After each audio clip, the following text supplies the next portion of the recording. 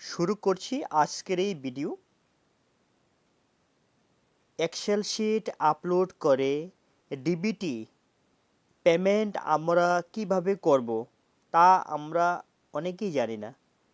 তো আমি আজকে এই ভিডিওর মাধ্যমে সম্পূর্ণ প্রসেস এবং কিভাবে সে পেমেন্ট কমপ্লিট করব সেটা আমি আজকে এই ভিডিওর মাধ্যমে সম্পূর্ণভাবে দেখাবো। ধৈর্য সহকারে ভিডিওটি দেখবেন। তো প্রথমে যেটা করতে হবে, এজেন্সি ডিউ অর্থাৎ ডাটা অপারেটর দিয়ে লগ ইন করতে হবে। প্রথম স্টেপ, লগ ইন হয়ে গেলে তারপর সেখানে মাস্টার্সের মধ্যেই যাব। বেনিফিশিয়ারি ম্যানেজমেন্টে গিয়ে তারপর আপলোড বেনিফিশিয়ারি ডাটাতে ক্লিক করতে হবে।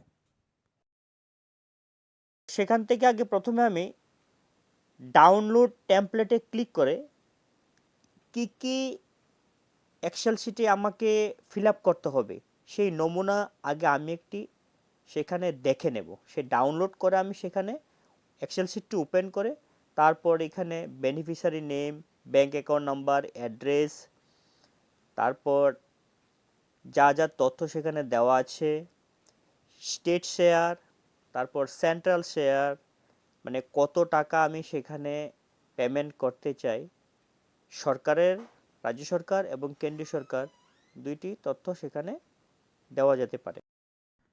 বেনিফিশিয়ারি ব্যাংক নেম এখানে লিখতে হবে। তারপর অ্যাকাউন্ট সেকশনে গিয়ে অ্যাকাউন্ট নাম্বার প্রত্যেক বেনিফিশিয়ারি বা প্রত্যেক স্টুডেন্টের অ্যাকাউন্ট নাম্বার আমাকে সেখানে লিখতে হবে। যদি অ্যাকাউন্ট নাম্বার লিখতে গিয়ে কোনো রকম অসুবিধার সম্মুখীন হয়, কোনো সংখ্যাগুলি পরিষ্কারভাবে না আসে, তাহলে ফরম্যাট সেলে গিয়ে আমরা টেক্সটে ক্লিক করে আমরা এই সংখ্যাগুলি বসাতে পারবো। জিরো লিখে স্টার্ট করলে সেখানে সংখ্যাগুলো অটোমেটিক্যালি বসে যাবে।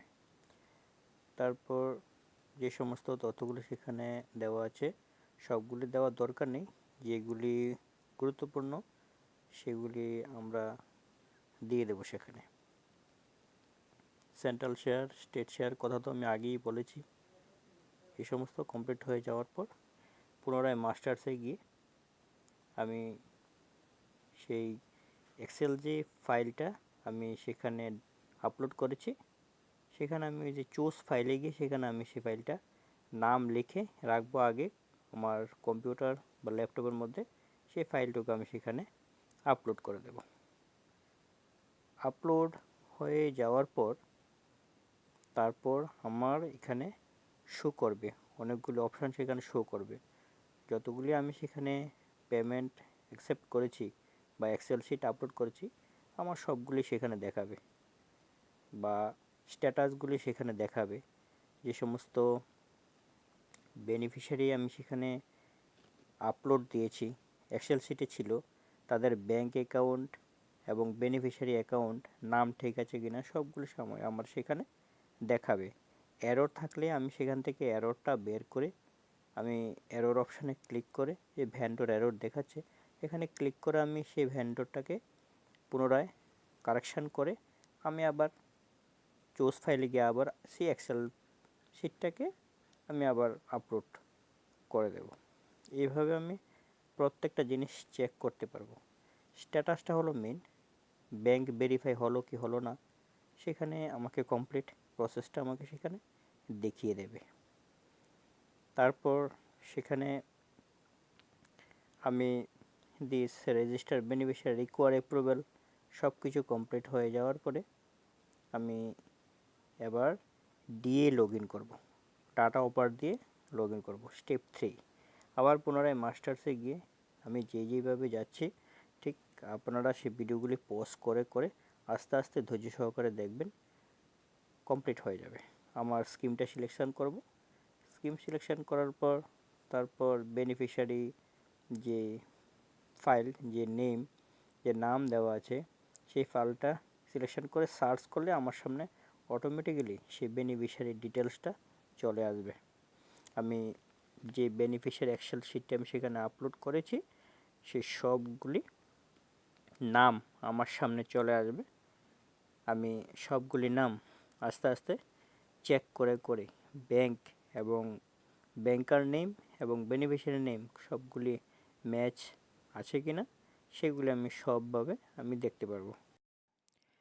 তারপর বেনিফিশিয়ারির নামের পাশে যে চেকস বক্সগুলি রয়েছে সেই চেকস বক্সের মধ্যে আমি ক্লিক করে তারপর নিচে আরেকটি চেকস বক্স থাকবে যেখানে আপনাকে কনফার্ম করতে হবে যে ব্যাংকার নেম এবং অ্যামাউন্ট সবগুলি ঠিক আছে। সেই চেক বক্সের মধ্যে চেক করে আপনি সেখানে অ্যাপ্রুভ করে দেবেন। আপনি চাইলে সেখানে রিজেক্টও করতে পারেন, রিজেক্ট অপশানটি রয়েছে, আপনি সেখানে অ্যাপ্রুভ করে দেবেন। অ্যাপ্রুভ করে দিলেই অ্যাপ্রুভ হয়ে যাবে। তো পুনরায় ডিও লগ ইন আবার করতে হবে স্টেপ 4-এ। ডিও লগ ইন করে তারপর সেখানে আবার ই পেমেন্টে ঢুকতে হবে। তারপর ই পেমেন্টে গিয়ে ইনিশিয়েটেড পেমেন্টে যেতে হবে।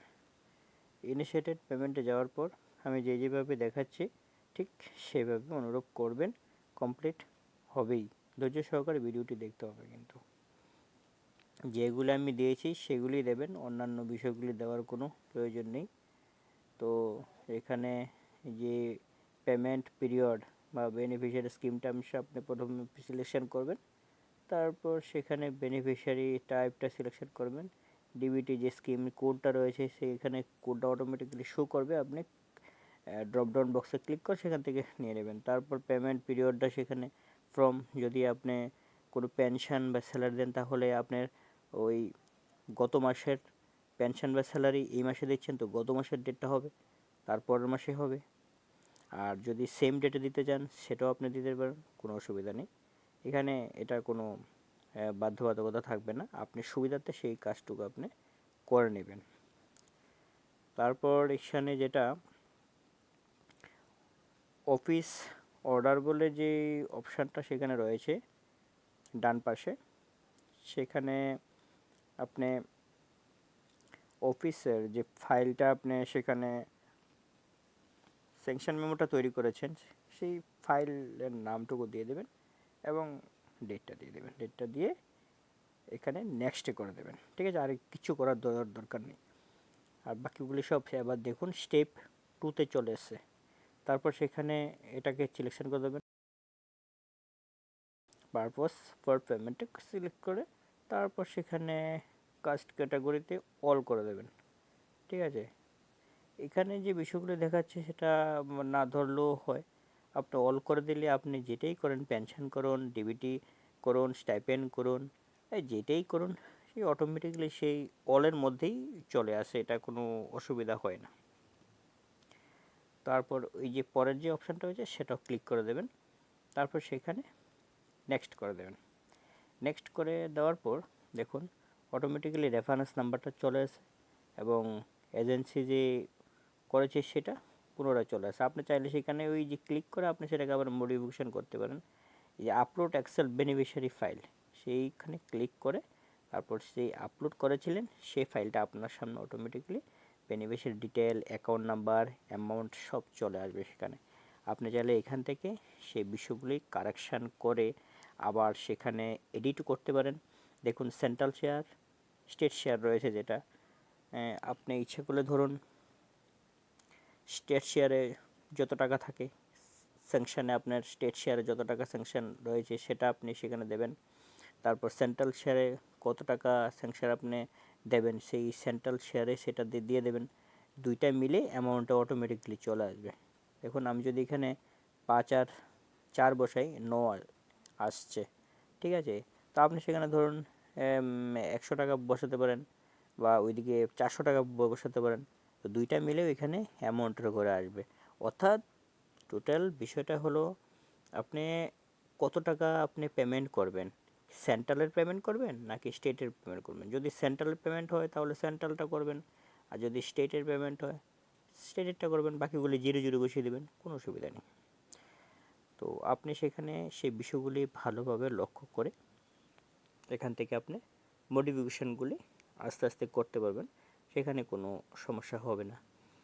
আর আরও বিশদভাবে জানতে আমার ভিডিওটি পজ করে করে আস্তে আস্তে দেখবেন। এই যে আমি যে অ্যামাউন্টটি বসাচ্ছি সেই অ্যামাউন্টটি কীভাবে বসবে, এই যে স্টেটে কত মানে আমাকে স্যাংশন দিয়েছে, আমি স্টেটের শেয়ার কত দেব, সেন্ট্রাল আমাকে কত দিয়েছে।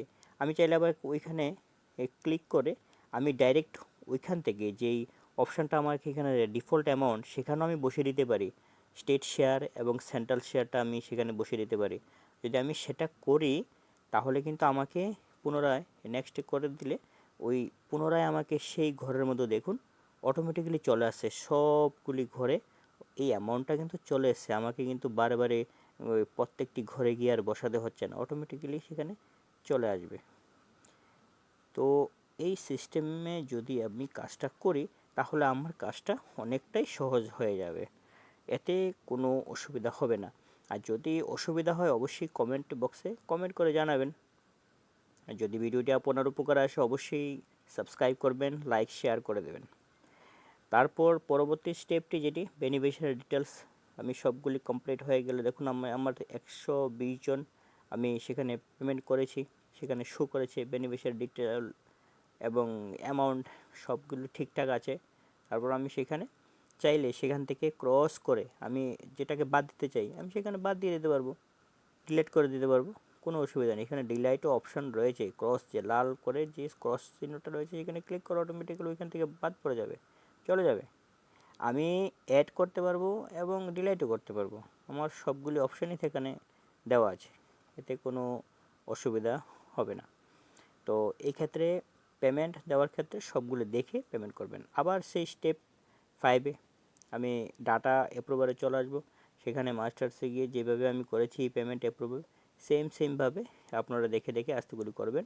এবং যে ফাইল নাম্বারটা দিয়েছি আমি সেখানে প্রিন্ট পেমেন্টও করবো, তো তাকে দেখুন এখানে স্ট্যাটাসটা দেখুন অ্যাপ্রুভ হয়ে গেছে সবগুলি, যে অ্যামাউন্টটা সেখানে দেওয়া রয়েছিল সে প্রত্যেকটা ফাইলের এগেনস্টে, প্রত্যেকটা বেনিফিশিয়ারির এগেনস্টে, নামের এগেনস্টে সবগুলো সেখানে পেমেন্ট শো হয়ে গেছে। তারপর আমি ওই ক্লিক করে আমি যেটাকে প্রিন্ট করব, যে আমার অ্যাকাউন্টে যে এজেন্সির যে অ্যাকাউন্ট ছিল সেই অ্যাকাউন্ট থেকে কত টাকা ডেবিট হলো, কত টাকা ব্যালেন্স শিট আছে সবগুলো সেখানে শো করবে। দেখুন অ্যাভেলেবল ব্যালেন্স কত টাকা রয়েছে সেটাও এখানে দেখাচ্ছে, আর কতজন আমি পেমেন্ট করেছি, হ্যাঁ কতজনকে ক্রেডিট দিয়েছি সবগুলো এখানে দেখা যায়। তারপর module for payment, E payment using category, যেটা আমরা প্রত্যেকে যেটা করি যেভাবে করি সেটাকে আমি সিলেকশন করে নেব। সিলেকশন করার পরে তারপর সেখানে আপনি যদি চাইলেন আপনার ডিএসসি রয়েছে সেই ডিএসসি দিয়ে আপনি সেখানে করতে পারেন, আর যদি ডিএসসি না থাকে আপনি এমনিতেই আপনি প্রিন্ট আউট করে সেখানে সই করে নেবেন। তারপরে এই পেমেন্টে গিয়ে প্রিন্ট যে ডিটেলসটা রয়েছে, যে প্রিন্ট বেনিফিশিয়ারি পেমেন্ট অ্যাডভাইস, সেই জায়গাতে আপনি অটোমেটিক্যালি শো হয়ে যাবে। তারপর আপনার যে ফাইল নাম্বারটা রয়েছে, যে ফাইল এগেনস্টে আপনি আপলোড করেছেন সেই ফাইলটাকে আপনি এখান থেকে প্রিন্ট পেমেন্ট অ্যাডভাইস নাম্বারটা ক্লিক করলে অটোমেটিক্যালি আপনার সামনে সেই প্রিন্ট পেমেন্ট অ্যাডভাইসটি ডাউনলোড হয়ে যাবে।